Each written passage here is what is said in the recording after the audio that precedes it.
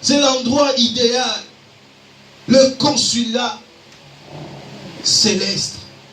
Il faut comprendre les choses. C'est là où tu es plus en sécurité que n'importe où. C'est dans la maison du Seigneur. Quand tu es malade chez toi, ne te dis pas que non, je reste parce que je suis malade. Je vais aller voir mon médecin Jésus. Quand tu as un problème, ne te dis pas non, je vais rester dans le noir sous ma couette parce que j'ai des problèmes. Dis, je vais aller voir mon conseiller Jésus. C'est la maison du Seigneur. La maison où la Bible dit que ça serait appelé la maison de prière. Amen. Et ce matin encore, avec tout le bienfait que Dieu nous a fait, nous allons écouter sa parole. Une bonne parole. Moi je dis aujourd'hui c'est une bonne soupe à la patate mélangée avec je ne sais pas quoi là. Mais c'est une bonne soupe ce matin. Tu vas être rassasié. Tu vas être content d'être dans ces lieux. Et là où tu es, élève ta voix. Demande à Dieu de te parler encore ce matin. De te voir ce matin. Amen. D'accord. Et pendant que nous appelons la servante de Dieu, Maman Nadine, qui va nous parler ce matin, nous allons et nous acclamons Dieu.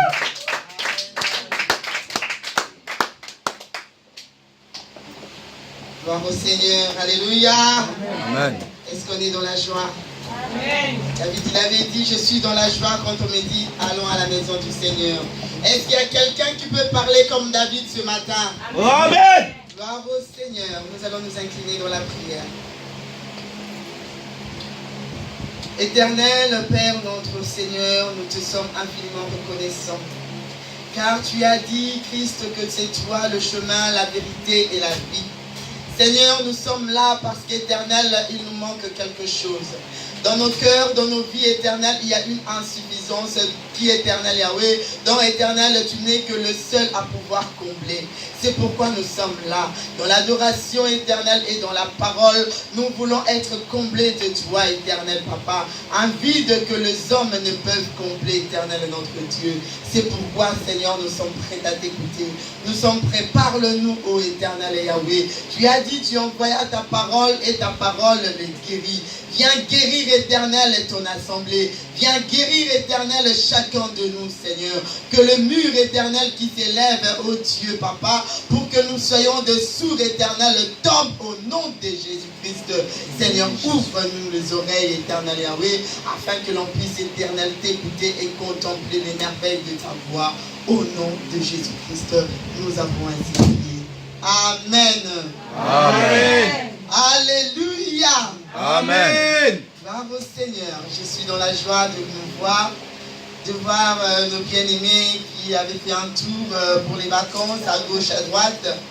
Le Seigneur nous a encore fait grâce. Beaucoup aussi étaient sortis dans la pensée de revenir, mais il y a eu plein de choses, des incidents, des accidents. Mais le Seigneur nous a préservés. Alléluia. Sans plus tarder, nous allons ouvrir nos Bibles.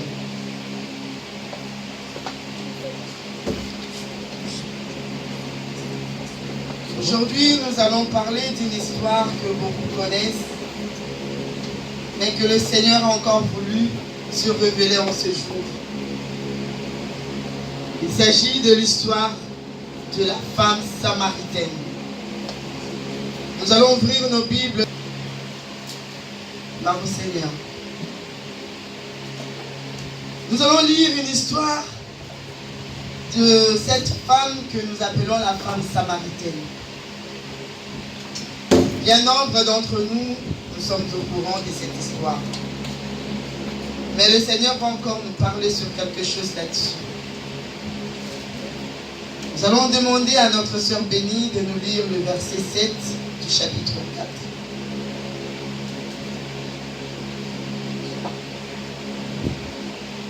Jean chapitre 4, verset 7. Disons au nom de Jésus. Une femme de Samarie vint puiser de l'eau. Jésus lui dit, donne-moi à boire. Amen. Une femme de Samarie vint puiser de l'eau. Et là, cette femme, elle rencontre Jésus qui lui demande à boire. Amen. Et encore, nous allons demander à notre sœur Olive de lire à partir du verset 9 jusqu'au verset 20. La femme samaritaine lui dit, comment toi qui es juif, et demandes-tu à boire, à moins que tu sois une femme samaritaine? Les juifs, en effet, n'ont pas de relation avec les samaritains. Jésus lui répondit, si tu connaissais le don de Dieu, et qui est celui qui te dit, donne-moi à boire, tu lui aurais toi-même demandé à boire, et il t'aurait donné de l'eau vive. Seigneur, lui dit la femme, tu n'as rien pour puiser, et le puits est profond. D'où aurais-tu donc cette eau vive? Es-tu plus grand que notre père Jacob, qui nous a donné ce puits, et qui en a dit lui-même ainsi que ses fils et ses troupeaux? Jésus lui répondit, quiconque boit de cette eau aura encore soif, mais celui qui boira de l'eau que je lui donnerai n'aura jamais soif. Et l'eau que je lui donnerai deviendra en lui une source d'eau qui jaillira juste dans la vie éternelle. La femme lui dit, Seigneur, donne-moi de cette eau, afin que je n'aie plus soif, et que je ne vienne plus puiser ici. Là, lui dit Jésus, appelle ton mari et viens ici. La femme répondit, je n'ai point de mari. Jésus lui dit, tu as eu raison de dire, je n'ai point de mari, car tu as eu 5 maris, et celui que tu as maintenant n'est pas ton mari. En cela, tu as dit vrai. Seigneur, lui dit la femme, je vois que tu es prophète. Nos pères ont adoré sur cette montagne, et vous dites, vous, que le lieu où il faut adorer est à Jérusalem. Amen. Amen. Alléluia. Amen. Pour la petite histoire, parce que moi j'aime quand on entre dans la parole de Dieu, qu'on puisse comprendre les circonstances qui a fait que cette histoire puisse avoir lieu. Alléluia. Il s'agit d'un peuple d'Israël. Nous savons quand Jésus avait fait sortir les enfants d'Israël en Égypte, il leur avait dit que je vais vous envoyer dans le pays où coule le lait et le miel. Et là-bas, il leur avait trouvé un endroit, un lieu pour qu'ils puissent s'établir. Il y a eu, après Gédéon, dans les juges, les Gédéons et tout, après il y a eu l'avènement avec Saoul, David et puis Salomon. Là, le royaume était uni, le royaume d'Israël était uni. Et après, il y a eu un problème dans le royaume d'Israël, ce qui a fait que le royaume a été divisé. Alléluia. Amen. Et quand le royaume a été divisé, on avait maintenant le royaume d'Israël du nord et celui du sud. Jésus, que nous connaissons, notre Seigneur et notre Sauveur, il est issu du royaume du sud, dont la capitale est Jérusalem. Mais le royaume du sud, ceux qui sont au nord ne sont plus rien d'autre que leurs frères. Et dans le royaume du nord, il y a quoi? Il y a la capitale Samarie avec cette femme, la femme samaritaine. Alléluia.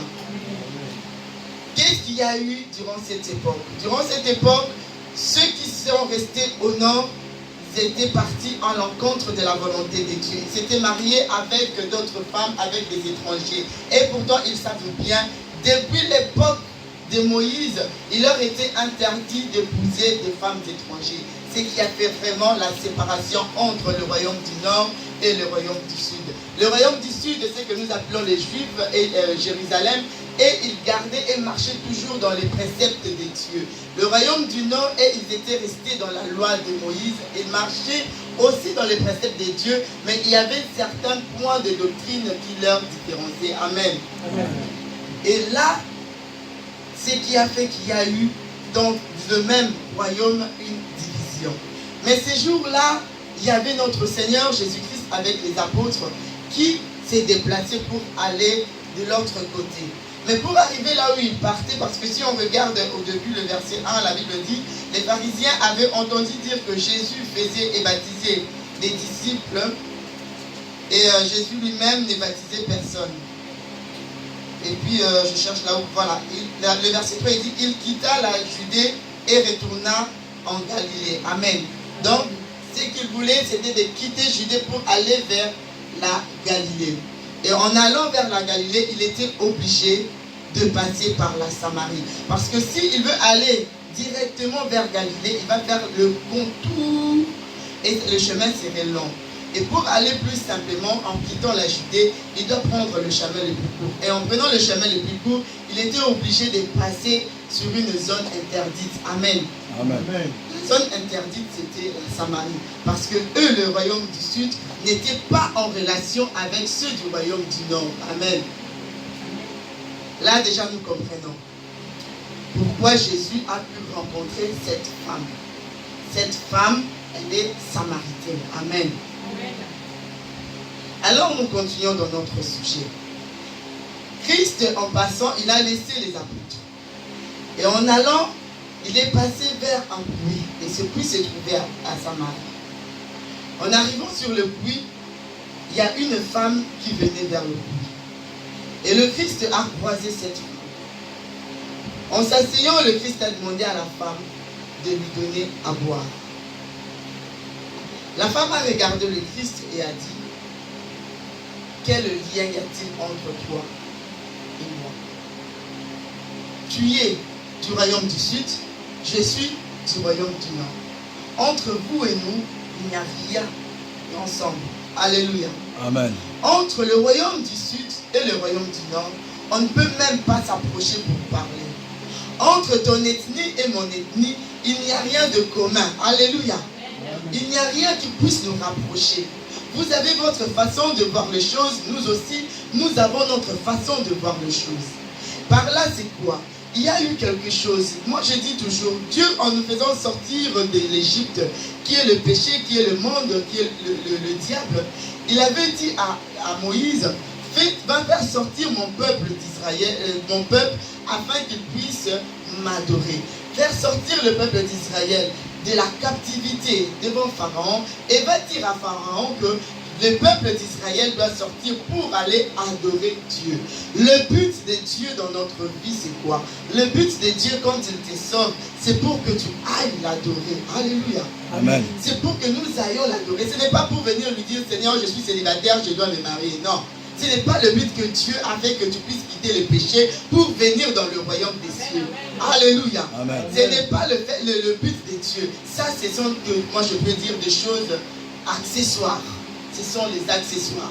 Mais le but que le Christ avait laissé son royaume, sa royauté, pour venir sur la terre, c'est pour faire de nous un royaume de sacrificateurs. Alléluia.